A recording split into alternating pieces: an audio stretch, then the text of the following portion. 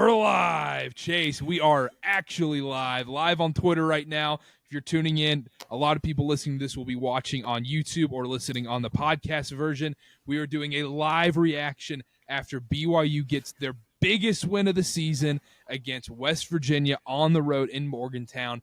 BYU finally closes out a tough game, 73-69, with some big-time free throws from Jagor Demon at the end of the game. Bosko with the game winner at the very end with an and one layup. Chase, initial reaction. Woo! No, although that's how I'm feeling right now. I was telling Carter, I've never I'm a BYU fan. Carter and I both are. I just haven't cheered a lot this season, mostly because I'm being professional at home games. But that was the most excited and hyped I've been of an entire game this season, because that was just so huge. BYU needed that so bad. They had every opportunity to lose it, Carter. They had every opportunity to blow it and just do what we've seen them do a few times this season. And they didn't, man. And they made free throws down the stretch. And they had a big bucket out of a timeout to ice it. And they played insane defense down the stretch. All these things that I honestly, I'll hand up, didn't expect to see. And if you did, type in the chat if you were super confident. But I don't know if anyone was, right? But it happened, and it's a quad one win, and they split the road trip. They get to come home. They're now on the right side of the bubble, I think, after this. It was just so huge. I mean, they had to have it. Yeah, about half of the bracketologists had BYU on the outside of the bubble. Half of them had them inside the bubble. After a win like this pushes it to right now, if the tournament started tomorrow, BYU's in. Now, the key is going forward is let's not play this roller coaster ride of, hey, Kansas State, drop that game, you're off the bubble, and you're just playing hopscotch in and out of the bubble. No, you need to keep putting wins together and getting some of these big quad one wins. But going off tonight, Chase, on the road at West Virginia, the closer and closer it got to this game tipping off, for some reason, I didn't feel very confident BYU was going to get it done as it got closer and closer. And throughout the game, I just kept thinking, BYU really hasn't played that well in this game, giving up some easy opportunities on defense. But, yeah, it's still a close game. Yet, I kind of found myself thinking in the second half, how is BYU still in this game at this moment? And they hung around. That's what good teams do is, look, even when you're not on your A game, you come out, you grit and grind, and dudes just stepped up left and right, whether it was Cannon Catchings and Trey Stewart in the first half, knocking down big shots, making big plays. And then, look, man, Jagor Demon hitting those free throws at the end. Just the weight of the world just came off his shoulders right there. And shout out to Bosko for making that massive play in such a big moment, because it looked like, I don't necessarily think that was a design play. I think it was busted coverage, and then all of a sudden he's like, oh, crap, I have the ball with a wide open lane. I guess I'm going to drive. Right. I mean, it was a great find by Richie to be like, I'm doubled. Let's find it here. The thing I can't help but thinking, and I'm not tearing anyone down. I know there's some people in the chat right now who are high on Bosko and maybe calling for his minutes to be bumped to the detriment of someone else. I'm not saying a specific person right here, but if there's any other center in the game, are they getting a drive to the basket and one layup to ice it? I don't think so. All right. I think that's what Bosko brings. If we need to have a real conversation. Atiki would have done it. Atiki, yeah, probably. Ali Khalifa and one dunk. Yeah, that's Colby Nelson probably would have done the same thing. Colby Lee. And Colby that would Lee. have been step back. Colby Nelson. Step back. But you talk about the Jagor free throws. How about the Jagor defense to force the free throws? Incredible collapse on small, active hands. I need to get this out there. Yeah, I am not a blame the refs kind of guy. Holy effing crap, man. That is one of the worst missed calls I've ever seen in a basketball game. It's bad. What more do you have to see to not call that as an intentional foul? Are you out of your mind? What are you watching? That was a fast break attempt with zero attempt going after the ball, and he clearly held him back. That is crazy. I could not believe it when they said they kept the common foul right there. That is a game. Luckily, Jagor knocked down those free throws in a big moment. But let's say it was an intentional foul. BYU knocks down those free throws, and then they get the ball. That changes the game entirely. But credit to Jagor knocking down those free throws. Big time shots right there. But I'm not a blame the refs kind of guy, but that was egregious. It was bad. It was bad, Carter. Hey, we got people in the chat. It's popping off right now. Shrimpy Jack says, you're much quieter than me. Do you want to check on that real quick? Yeah, we can change that. Now, usually they get to change on the... How do I sound now? Better? You sound fine to me, so chat, let hello. How you feeling? But let me just read some of these chat. Thank you all for showing up. Appreciate y'all commenting. What a great win, guys. Ben Hammond. Shout out Ben Hammond. Can Bosko take all of Hoose's minutes? When I say all, I mean all. And then he said it again. When I say all, I mean all. Van, we're going to talk about that. I think that's a real possibility. You want to touch on it right now? We can. Let's do it, man. I got to admit, I was not a believer of the whole Bosko thing after Saturday. I was like, okay, like it was fun little junk minutes to try and get something going there, blah, blah, blah. And I think I was wrong. I know it's like, okay, it's just been 1.5 games. Are we ready to call it? I don't know if BYU wins that game if Kevin Young doesn't make that change and make it the part of the game plan there. Because, I mean, he did have that bucket, and I think BYU's just more versatile, quick. I also like the defense. I think the switching was better. It helped that West Virginia doesn't have a true center that plays down low in the post, and so Bosko can really keep up defensively. So maybe is a lot to do with the matchup. But, man, I think the Boskovic minutes are real. I think they've found something here, Carter. Absolutely, and his confidence has got to be at an all-time high right now after this. Even if he's not playing that stretch 5 role, he can play the 4 alongside Kebakeda because he can knock down that shot. We've seen it in this game, and we've seen it throughout the season at points. So I think we're going to see a lot more minutes from him in that 4 and 5 role. And shout out, Ben. I don't think he's going to take all of Foose's minutes. I thought it was a real ballsy call by Kevin Young. I even tweeted it out, and I was texting people. I was wondering, I thought Kebakeda got hurt? What happened in this game? I guess it wasn't a game for him. I guess not. And, shout out Kevin Young because obviously it worked. And that's, it's a ballsy call. It's ballsy, man.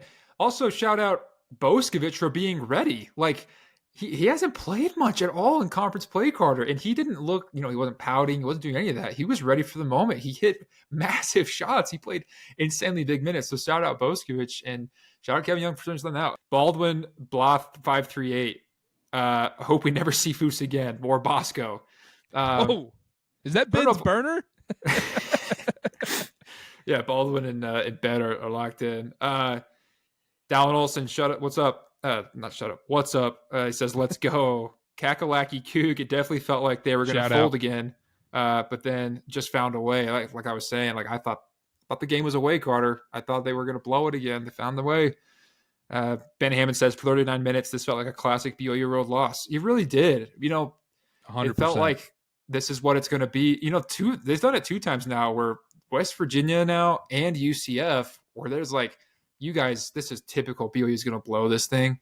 They came through big, and has got those wins, man. Like, there's also been some road games where they have blown it, right? And they haven't got it done. Look at TCU, Utah, whatever. But hey, man, 2 quad 1 road wins are huge. Yeah. Going back to the first half real quick, I know, I really mean this sincerely. How big was Cannon Catchings and Trey Stewart in this game? Obviously, they didn't play the closing minutes, but those plays and those moments in the game were so massive. They were absolutely massive. And they hit, real shots, big shots. I mean, we always talk about Trey Stewart. We're he brings energy to this team. He plays good defense. Guess what? He also was 2 for 2 from the three-point line, 3 for 3 from the field.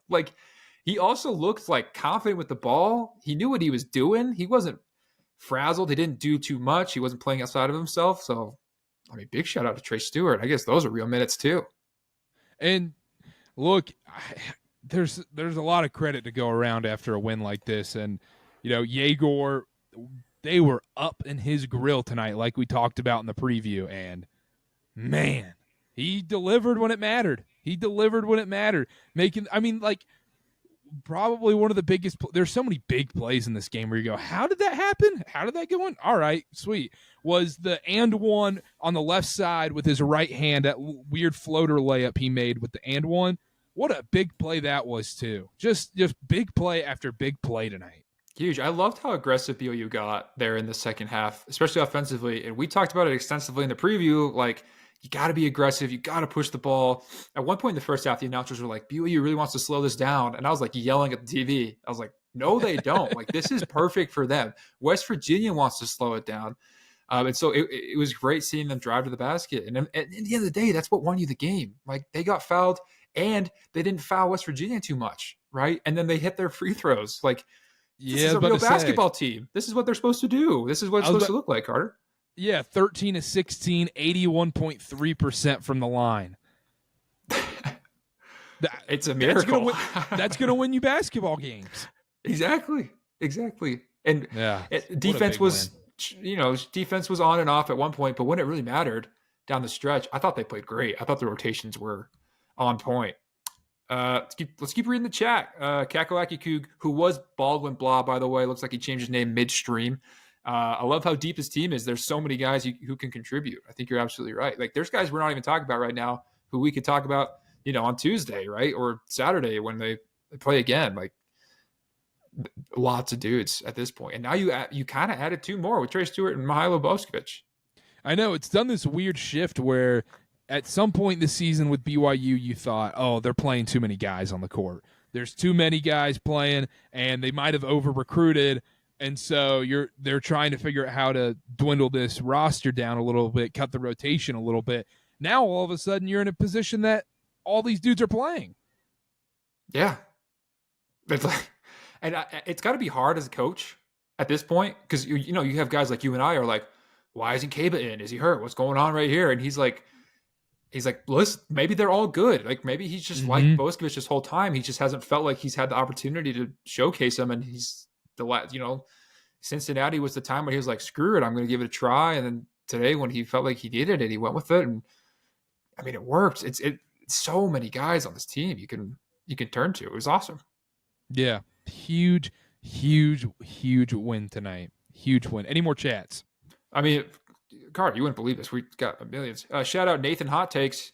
He's in the chat. My hot take from a few games ago is aging like fine grape juice. No wine on this podcast. Mihailo minutes are more exciting than Kaba minutes. Ooh, there's a hot take for you. More exciting than Kaba minutes tonight. I'm not gonna say he's wrong. He was right. He was right tonight. That's for dang sure. Yeah, aging like fine.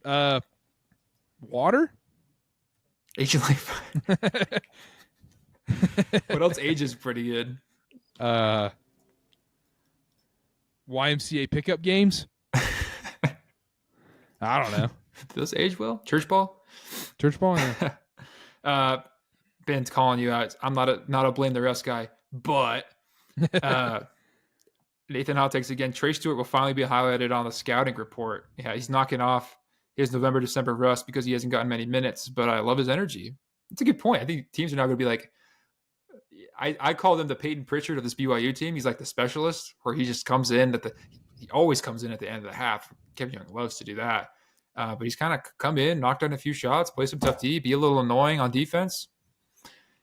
Definitely got a scout for him now. That'd be such a weird role to play as a player too, because there is zero rhythm in your game at that point. So if the ball's in your hands, you're stiff, it's weird, it's awkward, but you're also coming in well rested. It's just weird to go into a game because at this point he probably knew that, okay, I'm likely playing the last 60 to 70 seconds tonight, and that's it.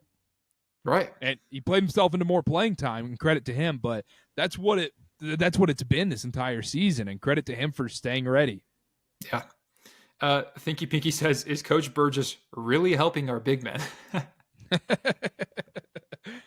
I'm not in practice every day, so I don't know. I think with the big men, I think BYU's style of basketball isn't flashy for the big man, except for alley-oops, right? And that's Kaba's game.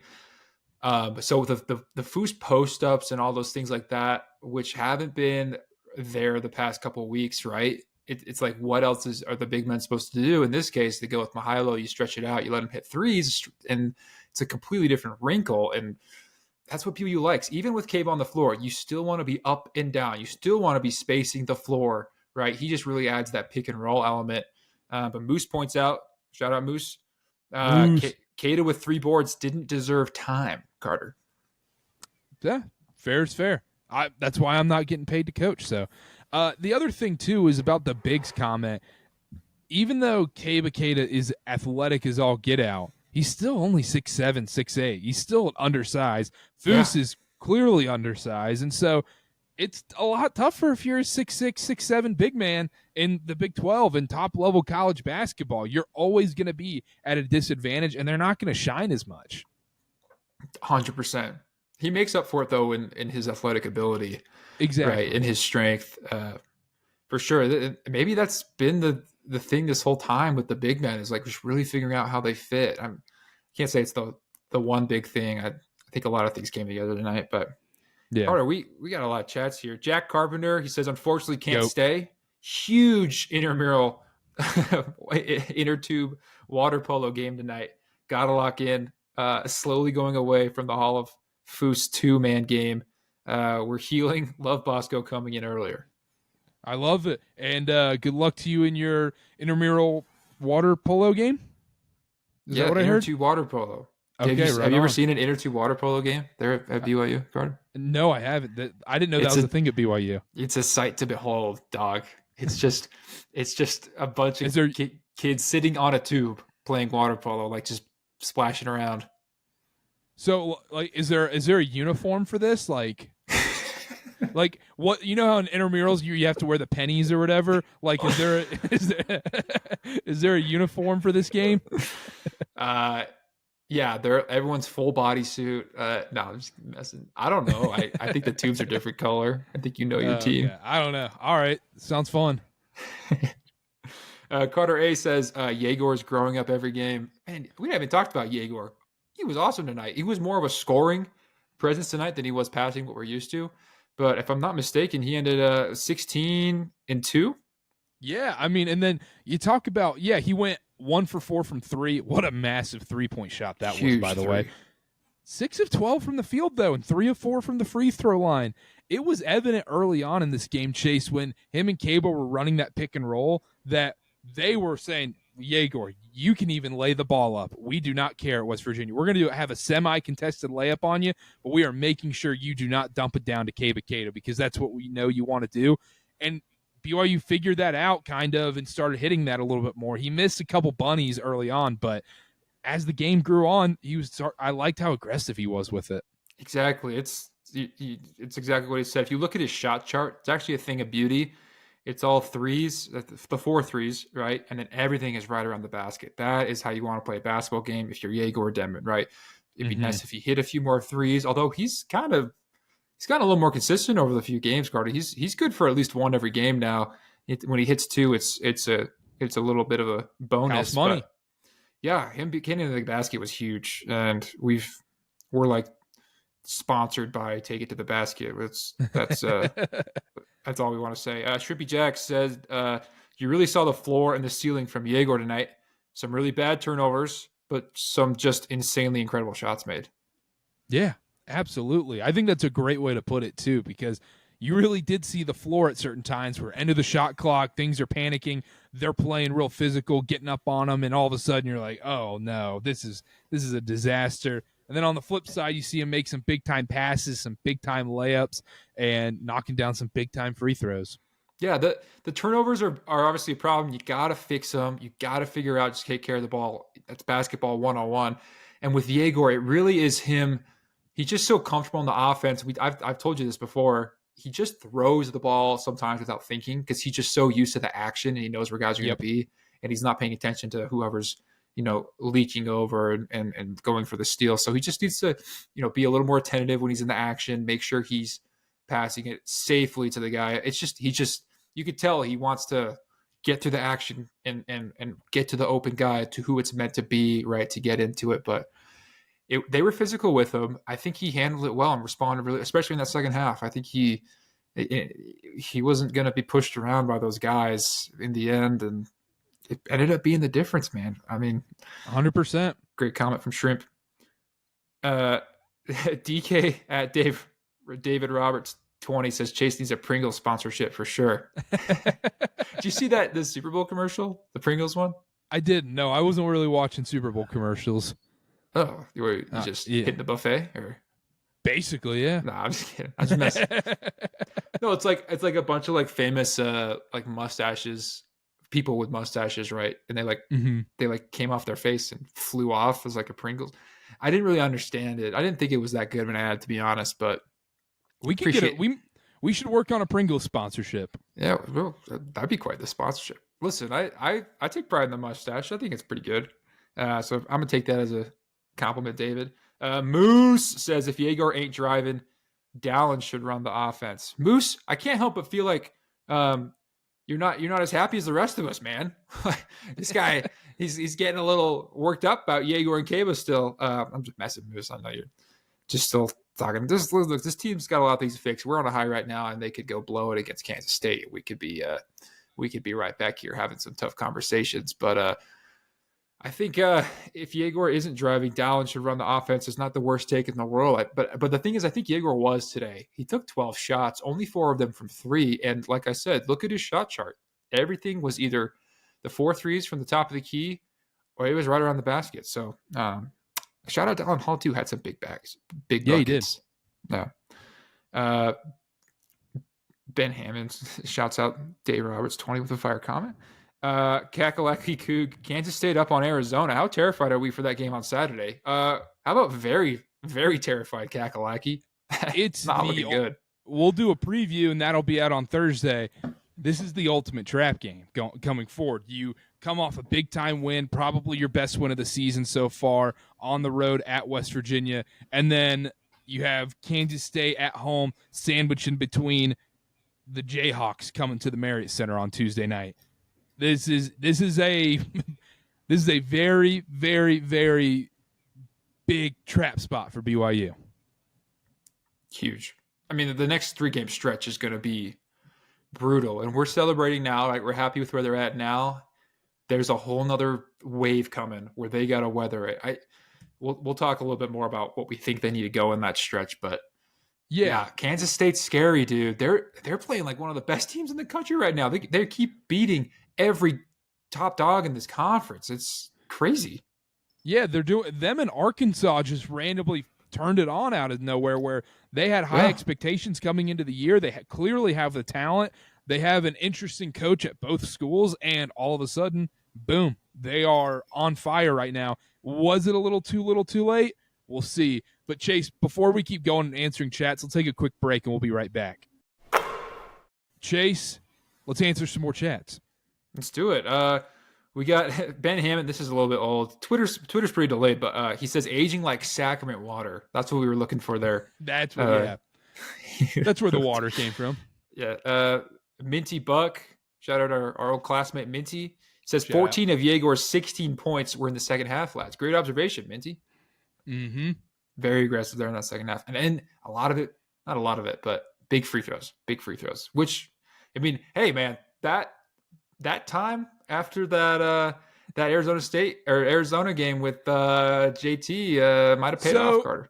So we did take the L for the Utah game for giving Utah bulletin board material, with JT giving Jagor pointers after the game and whatever. Do we get the win tonight? I think JT gets the win. I think he needs. So it. JT's 1-1. JT's 1-1. Yeah. Okay, so then we don't get. We'll get that the one Utah loss isn't on our resume then. Okay, we know we got to take some of the blame for the Utah thing, the JT Utah thing. We can't put that all on our boy. Come on. I didn't ask a gotcha question though when we talked about him. I didn't ask. We did edit the clip and put it out for the world to see. Whatever JT said worked, y'all. I mean, He was spitting some wisdom. Karter A says KY is making his guys earn their time on the court, and he has a short leash. It has to be like this when you have as much talent as you have. Your backups are stepping up when starters struggle. I think it's a good take. Absolutely, 100%. Yeah, Can't agree more. When you have this many guys, you can make these adjustments mid-game, right? Getting Bosko. I mean, it's funny that it's taken, 12 games to really figure out what Bosko is for this team in conference play, because he really barely has seen the court. But I don't know, but I'd say I'd expect to see it the rest of the season. Like, these Yeah. Bosko minutes are legit. They've been a revelation. Yeah. Chase, I'm looking around the college basketball right now and looking at the other bubble teams right now. BYU fans, everybody that roots for BYU, watches for BYU, is now in the position where they need to start rooting against out-of-conference bubble teams. So, UCF, you still want UCF to win. Even though they're also a bubble team, you still need them to win to boost up your resume as well. But you're looking around like Georgia, Texas, North Carolina. These are the teams you need to start rooting against going forward. And right now, you got Georgia up 9 on A&M right now. That's a huge game to look for, because if Georgia wins at A&M, who's ranked 8th in the country right now, that just pushes them clear into the tournament and right off the bubble. So that's what BYU needs to look at too, and root against those teams. The main part is win your games going forward. Win your games going forward. Yeah. Then we can worry about, when we get to it. Yeah. You're right. You got to take a look at it. I mean, Lenardi put BYU as his last team in, right? And so with this win, they're technically in, right? Yeah, and they should bump Wake Forest as well. They should, yeah. With this dub being quad one on the road, but the teams you can really root against here, like San Diego State, right? Wake Forest, teams that are if we talked about the SEC teams, man, they just have so many chances to win, and no loss is a bad one, right? You just got to hope they don't have these incredible ones, right? But you can root against some of these smaller schools to really, because teams like San Diego State, VCU on the bubble, right? SMU on the bubble, if they're one really bad win, a bad loss away from being just out of contention, right? San Diego State goes on a random night, they lose to, heaven forbid, Fresno State or something. It's Air Force. It's over for them. Like, they cannot afford to lose those kind of games. And so those are the ones I think I'd be looking at if I was really just paying attention to this bubble, which, I guess I am. So. Also, I think there's a clear way to crack the code on the quad stuff and getting quad one wins. So Wake Forest did this, and it's genius, and it's their only quad one win on their resume. So Wake Forest in Winston-Salem, North Carolina, they played Michigan on a neutral court 20 minutes away from campus at the Greensboro Coliseum in Greensboro, North Carolina. But technically it's a neutral site game, but it's only 20 minutes away. So therefore, it wouldn't be a bad idea for BYU to schedule a tougher opponent at the Delta Center next season to get a better quad resume builder, because you're going to have the home court advantage, and it looks way better on the resume saying it was at a neutral court, when if you really dive into it, it's not really a neutral court. Not neutral. Lenardi even said in his bracketology report, you can go and read it right now, he talks about BYU specifically saying their out of conference strength of schedule could come back to haunt them, right? If they're really on the bubble, the committee historically has looked at that to see where they're at. And honestly, it's a great take. And honestly, like, outside of all that, we just want to see better non-conference games, man. Like let's play something interesting and fun. When you're in the middle Center is always a good environment. Yeah, when you're in the middle of the season and you go Florida A&M, I'm excited to watch BYU basketball, but I've seen this story 7 times already into the season. Like, we're just taking a knee into conference play, it felt like, at that point. So I would like to see bigger opponents. And also, looking back at this season, that Ole Miss game, man. If they got that Ole Miss win, neutral court in San Diego, they are sitting pretty right now. They're chilling right now. And, man, if you look back to that game, the way we were feeling, I was like, BYU should have won that game, right? I mean, are we all in consensus, or am I being biased? Like, I didn't come away being like, well, they were close. I was like, they kind of blew that. I was theirs to win. I would tell you, Kevin Young and these players would say the exact same thing. Yeah, absolutely. For sure. Yeah. Let's run out of the chat here. It's slowing down a little bit, but Moose comes back again. He says free throws were the game changer, going 13-16. On a normal night, we would have lost by 2. You're absolutely right, Moose. If they shoot 100%. Like they usually do, they lose that game. LA Coog says, kind of hot take.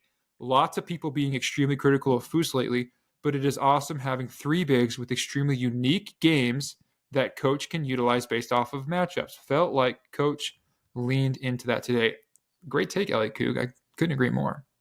Yeah, Love absolutely. To be honest, during the game, I was disagreeing with a lot of the Foose minutes as well. I mean, I think he played 10 minutes straight at one point without Boskovich or Kaba coming in at all. So you would think there would be a fatigue factor at that point, and I felt like the defense was getting a little exposed, to be honest, in those minutes. But guess what? I guess it didn't matter.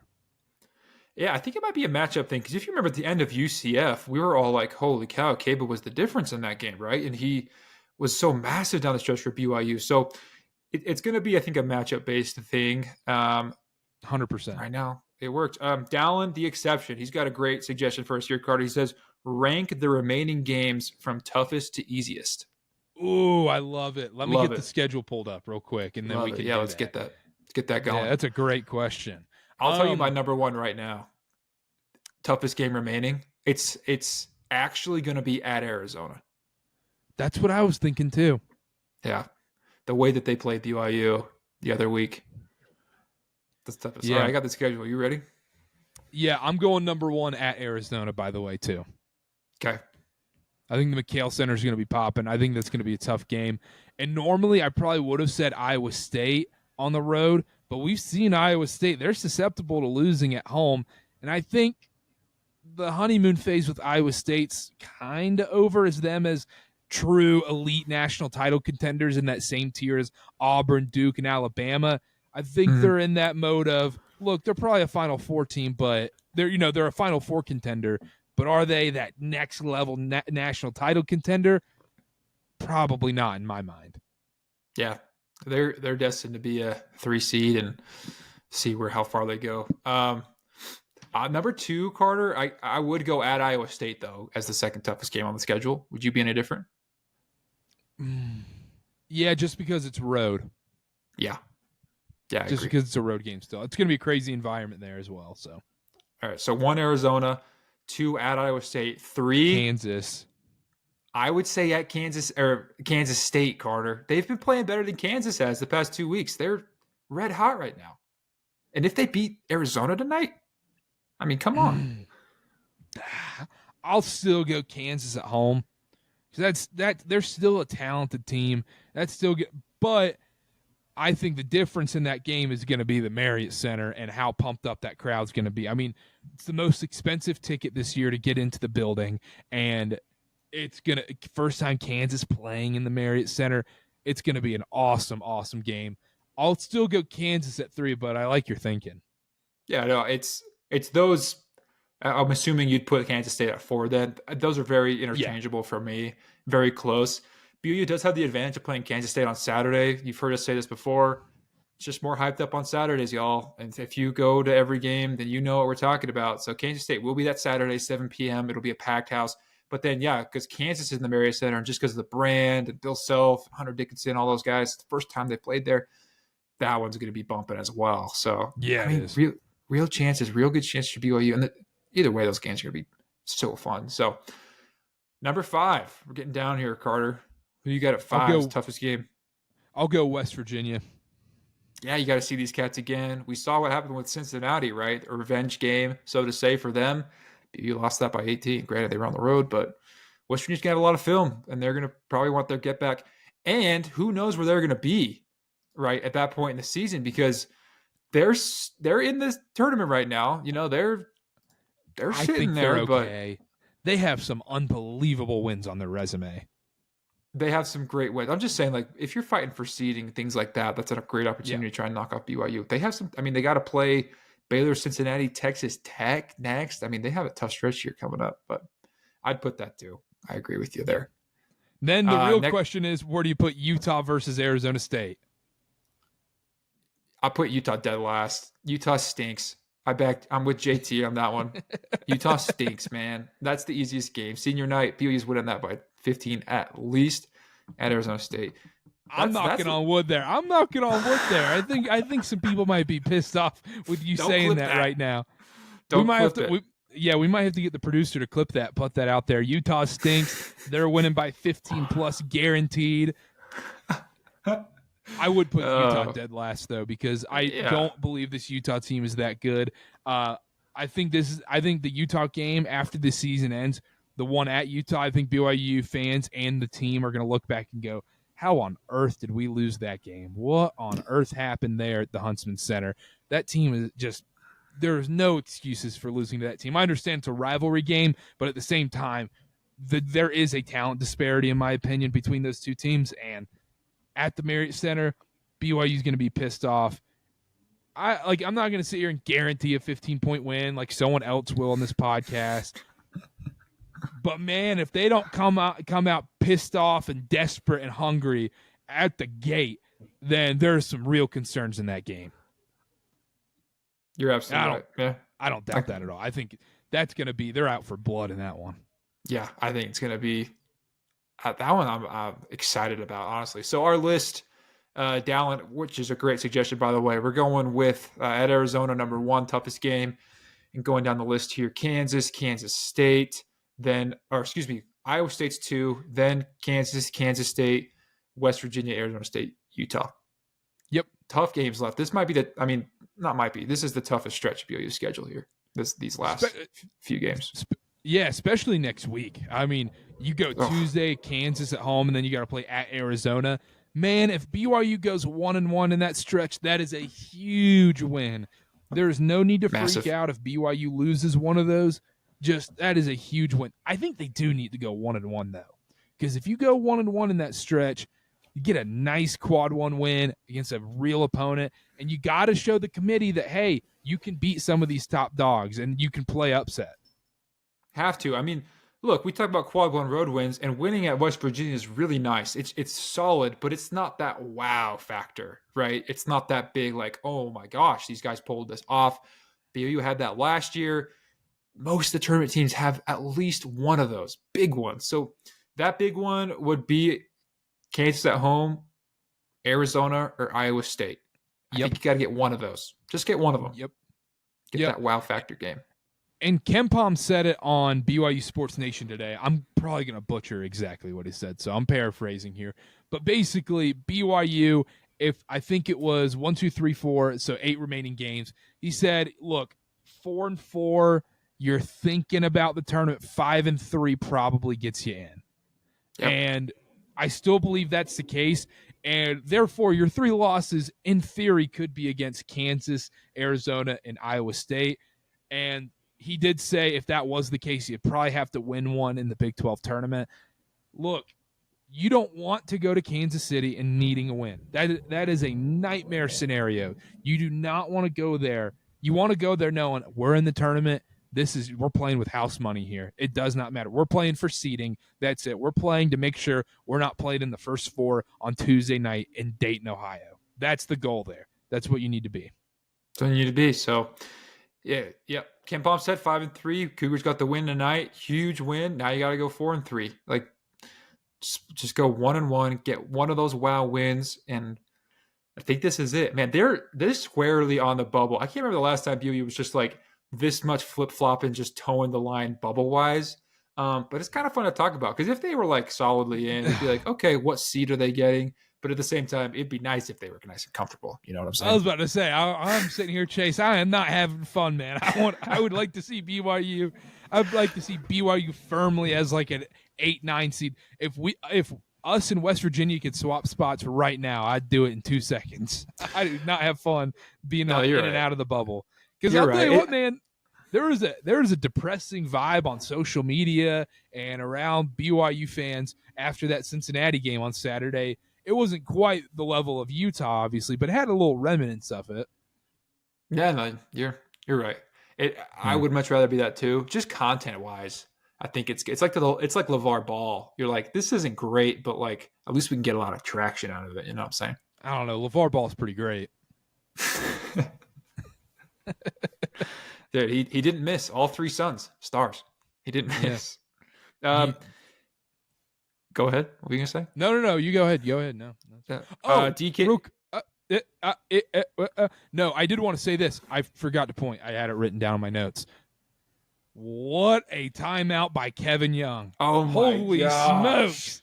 I can't believe we didn't start with that. That was a huge timeout.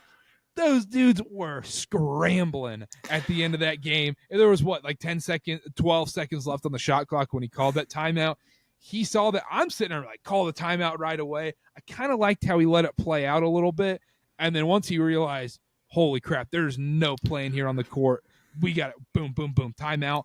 And what a huge call. Even if it wasn't the exact play he drew up, man, it calmed things down and it set up the right play regardless. Absolutely.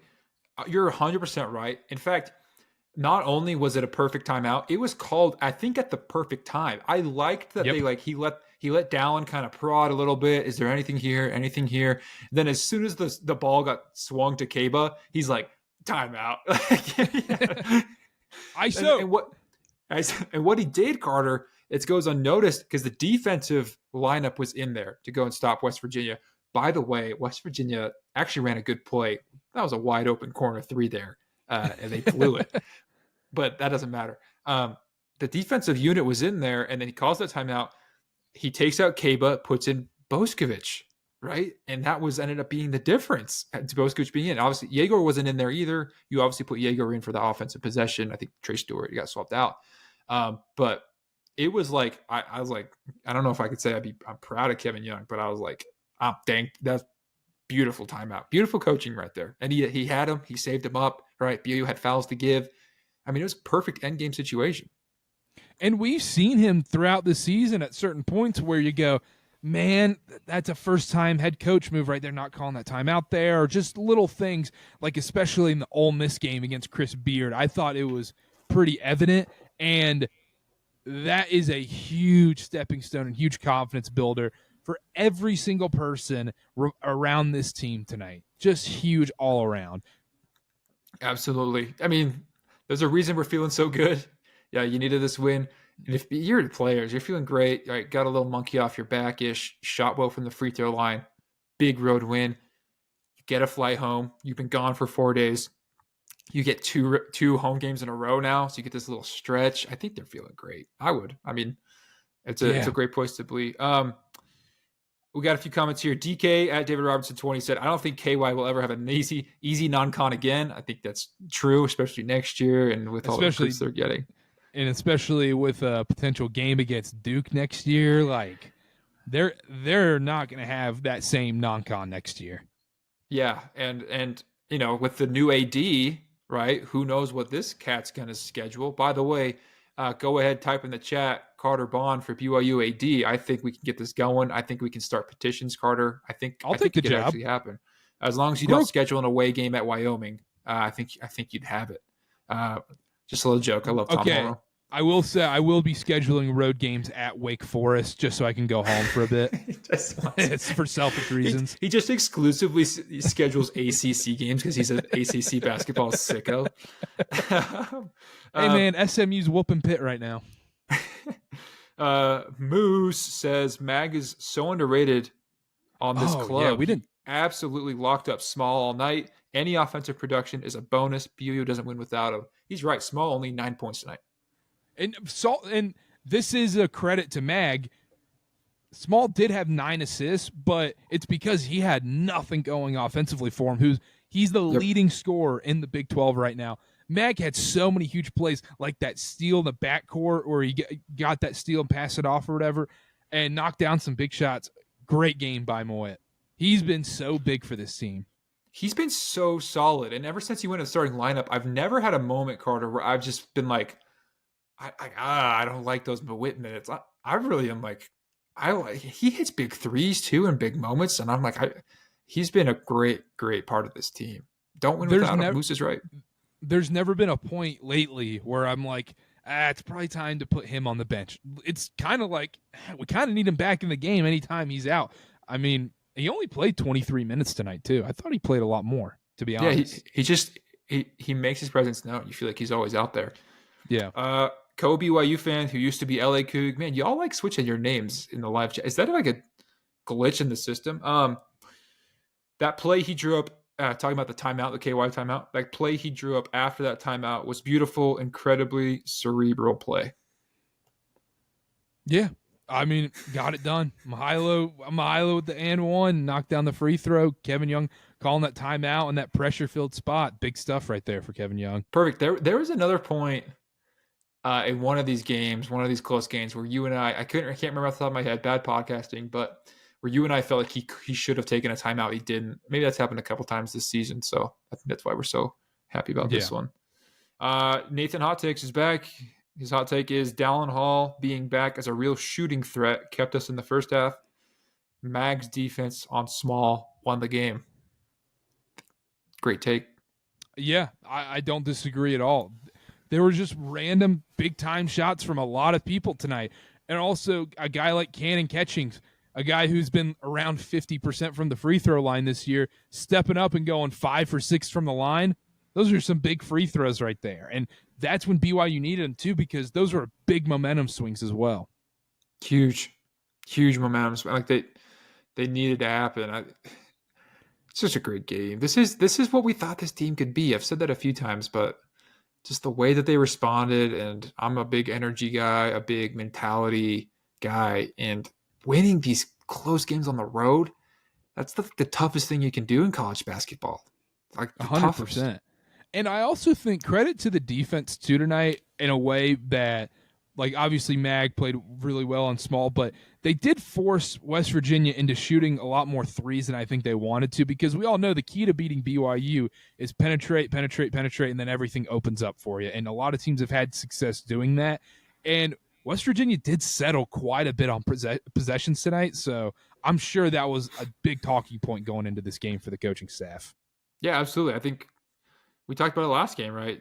Teams shoot really well. Well, there's a reason they're shooting well, and BYU made that adjustment in the end, and it worked. I mean, I'm looking at the stats here. They shot 9 of 27, so 33%, 46% of the field. This is West Virginia. Yeah. BYU shot just 35. They made one more three with one more attempt. They shot 45.5% from the field. Not even that great, but BYU bounced back with the rebounds. Out-rebounded West Virginia by 10, Karter, after only having 17 on Saturday against Cincinnati. And we talked about that going in, and shout out our guy Moose. He made a great point about that, talking about BYU's got to win the offensive glass going forward, because that was a big difference in the last couple games. And I'm looking here, Chase, right now, if I can pull this up. Oh, never mind. I got the stat wrong. Disregard what Karter just said. I was going to bring up an opposing free throw stat, but I was wrong.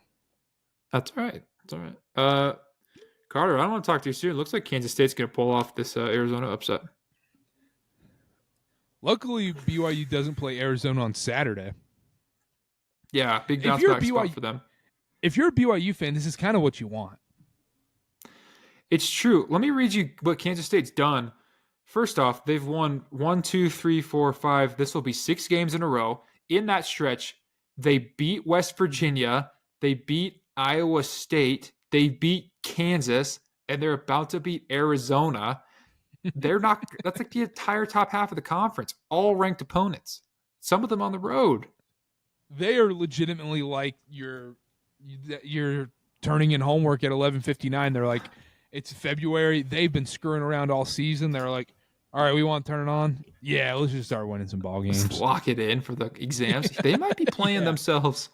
They low-key might be playing themselves into this bubble conversation. We're going to see their names pop up more and more if they keep doing it. I mean, like, that's huge. Obviously, quad one wins and happening at the right time. I mean, these are big wins for Kansas State, man. Yeah, and I thought Tank's job was gone at the beginning of the season. I did too, and because they put in a lot of money into this roster this year too. But yeah, if you're a BYU fan, man, you want Arizona, you want Kansas State beating Arizona, feeling high, coming off a big win, and then they got to travel to cold, snowy Utah this weekend on a Saturday. That's a great spot to catch Kansas State then. Great spot. That game's going to be awesome. Do you want to guess Caleb Love's stat line in this game with 1.5 minutes left against Kansas State? So they only have 60-some points right now. They are losing in this game. My guess is Caleb Love, his three-point percentage is 1 for 8. Caleb Love is 0 for 6 from 3. He's Close 2 enough. for 13 from the field, Karter. He's got 4 points in this one. live and die by him, man. Live and die by him. You stop Caleb Love, you win the ball game. You let him score, you lose the ball game. Man, 2 for 13 is rough, dog. 0 for 6 from 3. Man, if he has that type of performance in Provo, then it's a different story. Yeah, if hopefully BYU learned their lesson and can get it down in the McHale Center next Saturday. Very excited for that one. That'd be a huge game. Huge game. DK at David Roberts 20. After this win, what do we think Kansas State's net will be after this Wildcat W? Where are they at right now, Karter? They're 73 right now coming into tonight. I mean, they're going to jump into the mid-60s, and they're only going to go up from here. Now, let's say BYU wins this game on Saturday and they get a quad 2 win. That is going to stay a quad 2 win, unlike, when at one point I think Utah was a quad 2 game, but that's going to end up dropping down to a quad 3. I think Colorado was kind of in the same boat as well, where they were flirting with that quad 2, quad 3 line. Yeah. But Kansas State, this is only going to look better and better as the season goes on, if they can get it done, and they're going to be in the mid-60s. Yeah, so that's good because you're like, that's good to avoid potentially dropping a quad 3 game, but it's also good to just win some quad 2 games. I think, going back real quick, that Utah game, Karter, at one point, I think while it was being played, was a quad 1 game for BYU. Yeah, it was. Against Utah. So things could change. It's not far off from being quad 1. Really? Because it's 70, you got to be top 75 on the road, right? Yeah, TCU and Utah are 79 and 81 right now. So it's not that far off. To show you how ridiculous Kansas State's season has been so far, Chase, they have a 3-5 quad 1 record, which is very good. That's a solid record. Super good. 2-4 quad 2 with a loss to Liberty at a neutral court. And then 4-2 in the quad 3. Meanwhile, they're going up and beating the likes of Iowa State on the road by 19. Handled Kansas. And then right now they're beating Arizona. We'll see if that one ends up going the way we think it will. This is not a team to mess with, man. That's wild. That's all the ups and all the downs. I think that quad 3 record, maybe they could do it, win every single game, and they still won't be in tournament conversation. But yeah, big game. We got any more chats, or should we wrap up? That's all the chats. Everyone's probably kicking off. But man, what a night! What a game! What a huge game! What a huge win! It's going to be a roller coaster ride all season long, I guess. We sit here and make predictions all the time, Chase. We're like, I think BYU is going to win. I think they're going to lose. After Cincy, you go, oh man, are we looking on the outside of the bubble? Are we back where we were against Utah? And after tonight, you're like, oh wow, the season's looking great and all this stuff. It's going to continue to be a roller coaster, man. This is Big 12 basketball. This is Power 5 college basketball. This is what it is. And I'm very excited going forward. We'll be back on Thursday with our Kansas State preview. Make sure to tune into that. That's going to be a great podcast. Hit that subscribe button at ChurchBallPod on everything, at CarterBA, at Chase_Rogers0. Chase, anything else before we go? Appreciate all the love in the live. If you guys like this, let us know. We certainly enjoy doing it. So if you're interested in keeping up with it, then we'll do it as long as there's a demand. So appreciate the comments, the chats, all y'all. Go Cougs, man. Yeah, absolutely. And for road games especially, we can go live almost any time as long as it's not too late for people. We are happy to go live afterwards and do the takes right after. So let us know what you like better.